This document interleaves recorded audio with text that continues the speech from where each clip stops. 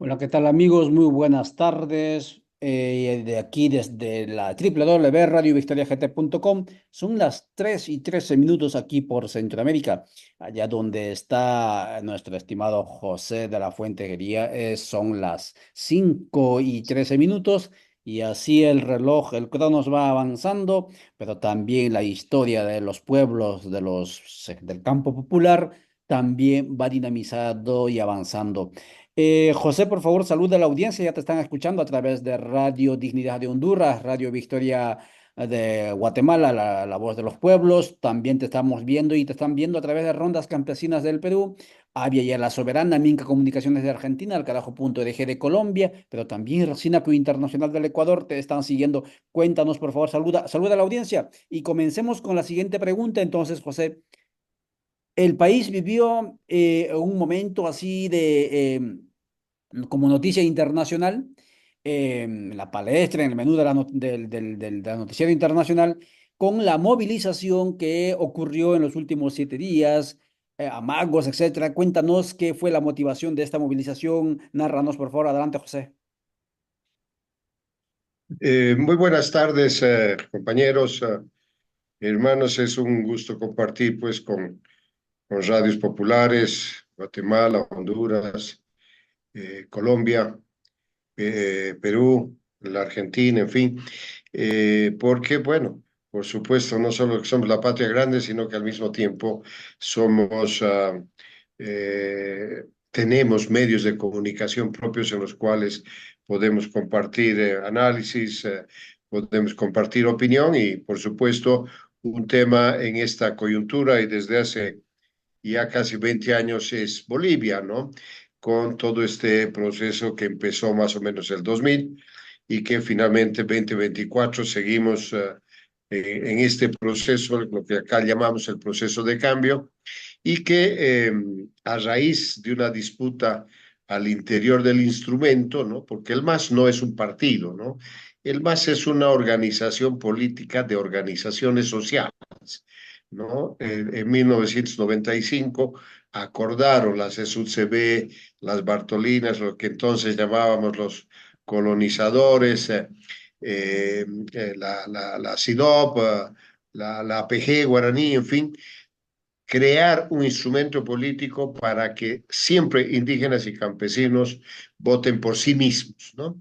Estamos en ese proceso, pero claro, a raíz de la caída de Evo Morales el 2019 y el retorno a la democracia un año después con la victoriosa retorno del MAS al gobierno, esta vez ya con Luis Arce, se empezó a crear primero una susceptibilidad, porque Evo Morales de alguna manera quería que se los reivindique, ¿no? Porque claro, efectivamente, él fue el que fue derrocado, etcétera, y al mismo tiempo había tenido que salir exilado, etcétera. Entonces esperaba de alguna manera que se los reivindique, pero desde la posesión del gobierno de Luis Arce, evidentemente esa reivindicación no fue asumida, y no porque no correspondiese, sino porque en verdad volver a la democracia fue un año entero de luchas con muertes, eh, sencatas, acabas, en fin, un proceso muy, muy complejo y que se resolvió a favor del proceso, a favor del MAS, gracias a una inmensa movilización social, sobre todo campesina, ¿no? Entonces, esto es lo que sembró la duda desde el inicio del gobierno de Luis Arce, y 6 meses después ya había virtualmente ya no solo desconfianza, sino reclamo ya de Evo Morales, porque no era visibilizado, no participaba propiamente del gobierno, y a su vez Luis Arce contestó que él era el presidente y que por supuesto no estaba ahí solo para firmar, sino para gobernar. Entonces, esto llegó desde muy temprano de este gobierno de Luis Arce, que ya está a punto de cumplir sus 4 años de gestión.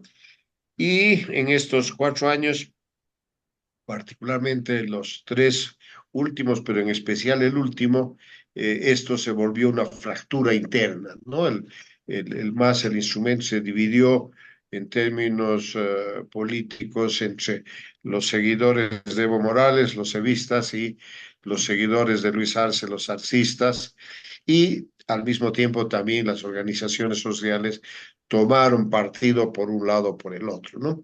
Entonces, esto llegó ya este año, 2024, una situación crítica. Y en enero, el 20, ya empezó un bloqueo de caminos nacional. En fin, tardamos 16 días, un par de semanas, viviendo con un importante bloqueo nacional de la gente afín a Evo Morales, y naturalmente el resto del año ya fue enfrentamiento político, etcétera. Y en el aniversario del MAS, en este último aniversario de este año, ya claro, cada uno tuvo su festejo por separado, y el resto ya se focalizó en la Asamblea Legislativa Plurinacional, donde ya directamente la fractura se volvió áspera, qué sé yo, sabotaje de los legisladores del MAS para evitar, por ejemplo, los créditos, ¿no? Que en esta coyuntura política y económica que vive el mundo, que vive Bolivia, por supuesto, son importantes. Hay como 1.000 millones de dólares trancados en créditos, que si bien no alivian la balanza de pagos, ni son financiamiento de libre disponibilidad, pero naturalmente son dólares que entran a la circulación y hubiesen o estuvieran aliviando un poco este problema que tenemos en la balanza de pagos, etcétera, ¿no? Entonces, a este cuadro general se agregó la disputa por la sigla, ¿no? Vale decir, quién va a ser el candidato del IPSP más, ¿no? Del Instrumento por la Soberanía de los Pueblos, por el Movimiento al Socialismo, porque la directiva, la presidencia de la directiva del MAS está a cargo de Evo Morales, pero según el propio estatuto del MAS, artículo 13 del estatuto, son las organizaciones matrices, las que fundaron el MAS, las que eh, deben tomar parte en una convocatoria a una elección interna partidaria de sus nuevas directivas. Entonces, ahí, ahí está la disputa, y Evo Morales de una u otra manera presionó por varias vías, pero lo evidente es que en términos institucionales gana el gobierno, porque está, por supuesto, con la ventaja institucional, el aparato estatal. En cambio, Evo Morales, por supuesto, apeló a la lucha tradicional, que es la movilización, la marcha, en este caso, una marcha de 180 kilómetros de Caracollo a La Paz, a la capital, etcétera, para presionar, y que fue la marcha que llegó ayer a mediodía a la ciudad de La Paz, y que felizmente, contra todos los malos augurios, no terminó, hubo un enfrentamiento como se pensaba, un choque con las fuerzas de seguridad, con la policía. Hubieron enfrentamientos, pero mucho menores de lo que se pensaba, etcétera. Y finalmente acabó en un acto político con Evo Morales hablando y dejando en claro que hasta ahí llegaban, ¿no? Y que, por el contrario, exige que se resuelvan los temas económicos. Él insiste mucho en el tema del diésel, ¿no? De la gasolina, que por supuesto es como cualquiera entiende en cualquier parte del mundo, el combustible es algo que mueve a todas las sociedades, mueve el transporte, mueve la producción, mueve la circulación de la gente, en fin, y de lo cual nosotros estamos sufriendo, porque efectivamente hemos perdido ingresos por la menor producción de gas, y al mismo tiempo hemos elevado el costo por la importación de hidrocarburos, ¿no? Estamos cerca a los 3.000 millones de dólares de importación anual, y eso naturalmente en un momento de vacas flacas se ha vuelto pesado, etcétera, etcétera, ¿no? Y por último, digamos que más allá de este tema, que en realidad era, digamos, el gancho para darle un vuelo nacional a la movilización, ha acabado en la exigencia del cambio de ministros, la destitución en particular de 3 ministros del gobierno de Arce y con cargo a una evaluación que será este jueves de lo que el levismo llama el Estado Mayor del Pueblo, que es un nivel de comando, ¿no? Político, social de este bloque, ¿no? Ya les digo, felizmente ayer, pese a todos los augurios que hacían suponer que podía ser un día trágico, con enormes enfrentamientos, etcétera. Felizmente se, se controló y se dejó pasar la marcha, porque, entre paréntesis, tampoco era ya posible porque el grueso de la gente se sumó a la marcha, no es que vino los 180 kilómetros, es gente que se sumó a la marcha de organizaciones sociales en el Alto, particularmente gremiales, cooperativistas mineros, en fin, y claro, ya la marcha se volvió multitudinaria, grande y ciertamente ya no se podía pensar en enfrentamiento, qué cosa por el estilo. Entonces, el gobierno, Luis Arce, se atrincheraron en la Casa Grande del Pueblo, que es la sede del gobierno, en la Plaza Murillo, y Evo Morales llegó a 1 kilómetro de ese lugar, a la avenida, la autopista que baja del Alto hacia la ciudad, y en un lugar relativamente cómodo, cerró la marcha y se volvió él para el Chapar y todo el resto de las gentes a su casa. De todas maneras, el conflicto está, porque por supuesto, de cómo se resuelve este conflicto va a depender quién será el candidato y quiénes serán, ¿no? Porque no solamente es un tema de candidato a presidente, vicepresidente, sino también las candidaturas de senadores, diputados, etcétera, y que, por supuesto, introducen para que 6 meses después, vale decir, en mayo del 2026, estemos frente a la elección de gobernadores, alcaldes, etcétera. Entonces, este es el punto, este es el José, sí. dime. Entonces, podríamos decir que lo que llamas el levismo, que intentó masificar el conflicto intramás a nivel país, no ha podido conseguir ese objetivo, por un lado. Y por otro lado, según tu lectura, Bolivia estaría asistiendo a una suerte de pulseta intra, digamos, nueva élite que ha ido surgiendo en los últimos tiempos a través del vehículo del MAS, es decir, los antiguos exministros alrededor y gente que adquirió poder económico político, sobre todo alrededor del levismo que han intentado crear por un lado y por otro lado, dentro de de esta misma organización política, como puede ser la élite emergente de Lucho Arce, disputándose el espacio y utilizando a la colectividad social organizada como campo o actores del conflicto. Bueno, no, lo que pasa es que el MAS está pues formado por organizaciones sociales, ¿no? Entonces, cuando Evo Morales convoca a la marcha, está convocando a gente del proceso, a organizaciones sociales, ¿no? Como qué sé yo, la propia dirigencia campesina, los sectores campesinos de un lado o del otro y naturalmente su expectativa era lograr una movilización nacional, ¿no? Ciertamente la marcha ha sido importante, multitudinaria, muy potente, ¿no? Además que ha calentado el ambiente una semana entera desde el lunes pasado, perdón, del martes pasado que salió de Caracol, 180 kilómetros y que ha tardado esos 7 días en llegar, pero no es un artificio, no es un invento de Evo Morales, ¿no?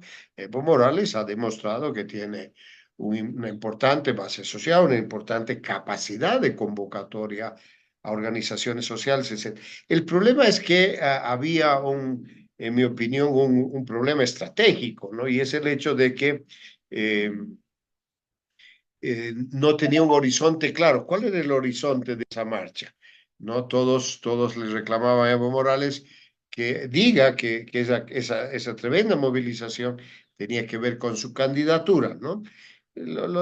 Finalmente lo reconocían, pero al último y ponían por delante el tema de la gasolina, de los dólares, del aumento de los artículos de la canasta familiar, etcétera, que en lo cual sin duda tiene razón, pero que no tiene conexión con una marcha, un bloqueo, ¿no es cierto?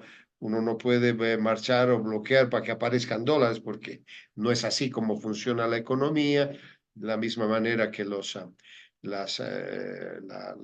artículos de la canasta familiar, etcétera, ¿no? Entonces, yo creo que este ha sido un poco el propio cuello de botella de la movilización y por eso Evo Morales en su discurso de ayer acaba diciendo, hasta aquí yo llegué, hasta aquí es mi responsabilidad, yo me vuelvo al Chapare, tengo que ir a cosechar mis tambaquís y veremos cómo evaluamos más tarde, la evaluación será pasado mañana, pero también dejó sobre la mesa este tema de los ministros, ¿no? Entonces, hay esta cuestión, ¿no? Porque el gobierno lo acusaba de golpista, de promover la sucesión constitucional para que el presidente del Senado, que es Andrónico Rodríguez, el presidente del Senado, y que viene de las bases del trópico, sea la persona que suceda en términos constitucionales. Y bueno, con eso Evo Morales, por supuesto, estaba pensando en que eso le daría la posibilidad de ser habilitado, porque en este momento hay una sentencia constitucional, la 1010, que hace referencia o está sobre la base de una declaración consultiva de la CIDH que asume que no puede haber más allá de 2 mandatos, ¿no? Y Evo Morales tuvo 3. Entonces, este es el kit de la cuestión, pero eso no tenía necesariamente relación con la marcha, si bien, como les decía, también se lo planteaba, pero se lo planteaba como un tema de ejercicio de derechos políticos, pero no era el tema porque efectivamente, si decía eso, la marcha no hubiese tenido la fuerza que terminó teniendo, aunque también hay que advertir que ya estamos entrando eh, casi totalmente a un año electoral, si bien próximo 17 de agosto son las elecciones generales, pero hay ya, por supuesto, un clima electoral adelantado, porque naturalmente estas crisis son propicias para que aparezcan candidatos, para que aparezcan eh, opciones políticas, que es un poco lo que se está planteando. Entonces, eso es lo que yo creo que se le oscureció en el cierre de la movilización, porque no haces tremenda marcha para que se cambie a 3 ministros, ¿no es cierto? No tiene mucha lógica, porque al mismo tiempo es una atribución constitucional del presidente. Entonces, haya quedado, pasado mañana veremos, pero bueno, ya les digo, lo que aquí es rescatable es que el MAS ha mostrado su fuerza, su potencia, su capacidad de movilización en sus 2 alas, ¿no? En la parte de la marcha Evo Morales y en el gobierno Luis Arce, que finalmente se atrincheró en la Casa de Gobierno, etcétera.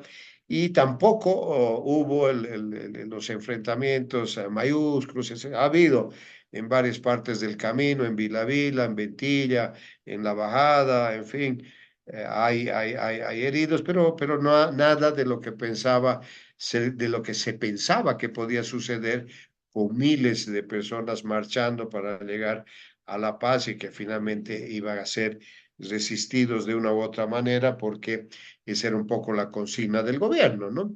Entonces, ahí estamos con algo de tranquilidad, pero también muy conscientes que este es un momento en el cual las organizaciones sociales, que son las que fundaron el MAS, las que naturalmente van a tener que empezar a hablar más y más fuerte porque finalmente son las dueñas del instrumento, ¿no? Porque Sí, no José. solamente que así lo establece el estatuto del MAS, ¿no? Tiene que conciliarse con ellos una convocatoria a elección de la directiva del MAS, sino que al mismo tiempo claramente son el sostén, ¿no es cierto?, de las dos alas del MAS, ¿no?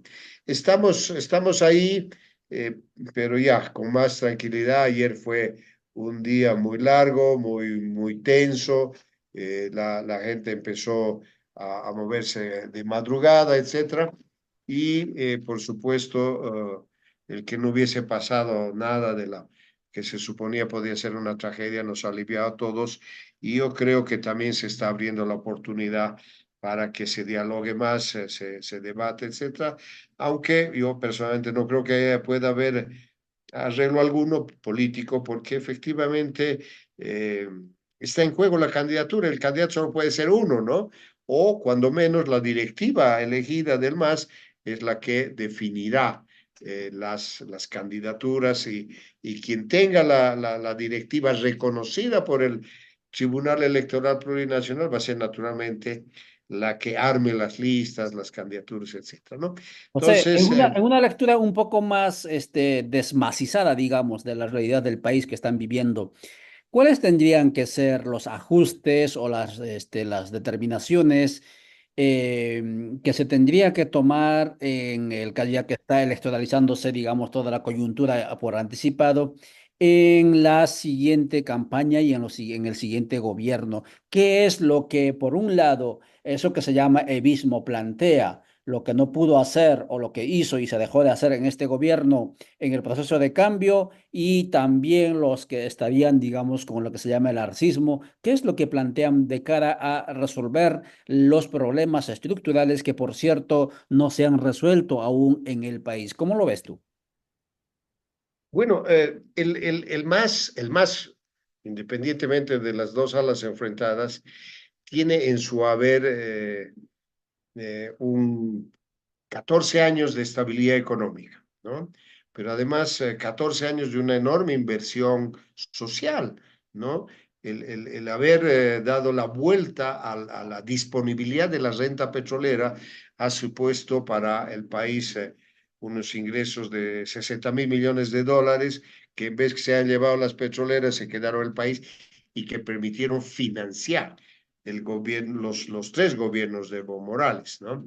Y al mismo tiempo es esta realidad la que le dio a Luis Arce en octubre del 2020 el triunfo categórico del 55%, porque efectivamente la gente votó por estabilidad económica, por mantener ese nivel de inversión. El problema es que ahora estamos frente a una realidad contundente. Hemos perdido el 60% de nuestros ingresos de exportación, porque lastimosamente gastamos más en términos de la renta petrolera. Básicamente los ingresos del gas en algún momento llegaron a ser 2013, 14, más de 6.000 millones de dólares al año, que al mismo tiempo financiaban la inversión pública, financiaban la importación de los privados, etcétera, pero ahora no hay esos 6.000 millones de dólares. Apenas estamos con 2.500 millones de dólares de la renta petrolera, y eso ha sobrecargado, por supuesto, el déficit comercial. Estamos, eh, pero con los dólares contados, etcétera.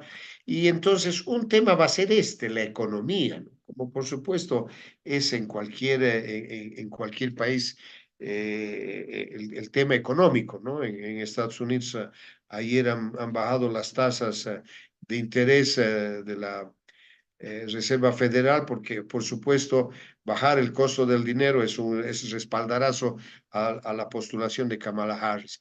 Y en todo el país, en todo el mundo se están tomando medidas de corte económico, y bueno, nosotros no somos la excepción, pero este va a ser un tema. El otro tema, yo creo, es que cómo manejamos el aparato público, ¿no? Hay que pensar que cuando teníamos esos enormes ingresos, por supuesto, nuestro aparato estatal creció de una manera enorme, importante, pero ahora se está generando un déficit fiscal y naturalmente estamos financiando ese déficit, lo mismo que las bastantes empresas públicas que se crearon y que ahora nos está generando un peso difícil de llevar. Entonces, este redimensionamiento del Estado, ¿no? Evo Morales dice, por ejemplo, cuidado con esas medidas de corte neoliberal, achicar el Estado, etcétera, pero bueno, tiene que haber también racionalidad, ¿no es cierto? Los gastos no pueden no tener que ver con los ingresos, ¿no? O sea, la capacidad de endeudamiento es